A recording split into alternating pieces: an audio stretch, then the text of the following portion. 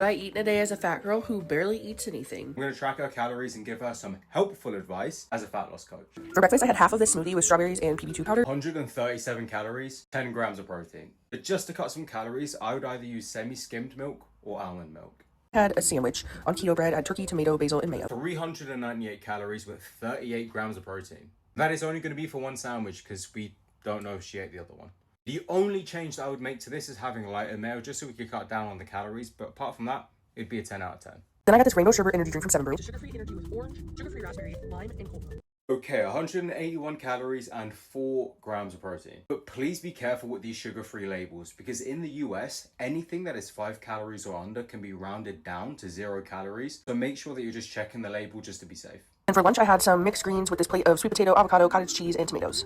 174 calories. 21 grams of protein. Now this one could use a little bit of work, but we've got some healthy fats in there. And that sweet potato, if you know, that is going to be amazing for fullness. If your goal is fat loss, there's some tiny things that we can do to make this meal 10 times better. Get reduced fat cottage cheese so we can save on the calories and get some more protein. Make sure that you are having a firm protein source with every single meal, whether that be a steak, chicken, 5% ground beef, anything. This is where things get a little bit rough. For a snack, I had some strawberries and I found some keto whipped cream, which actually was really 199 calories and 1 gram of protein.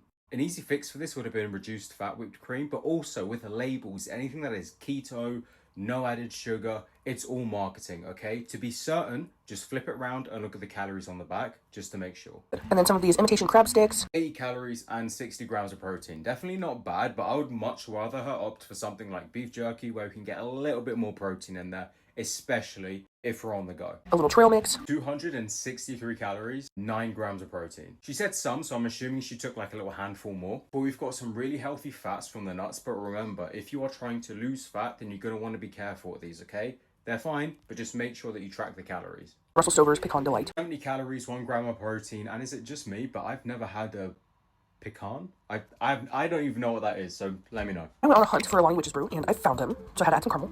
This one really confused me. Assuming it's some kind of energy drink thing. I looked on my fitness pal, I couldn't find this thing anywhere, so I just put a Diet Coke. But 130 calories. And a shot of whipped cream for funsies. Dinner, I had a grilled cheese burrito from Taco Bell. This was so greasy, but it was so... 720 calories, but only 6 grams of protein. Instead, for roughly the same amount of calories and even more protein, instead, I would go for the chicken cantina. Total brings us to 2,662 calories and 110 grams of protein. A few simple swaps here and there, and this would have been great for weight loss.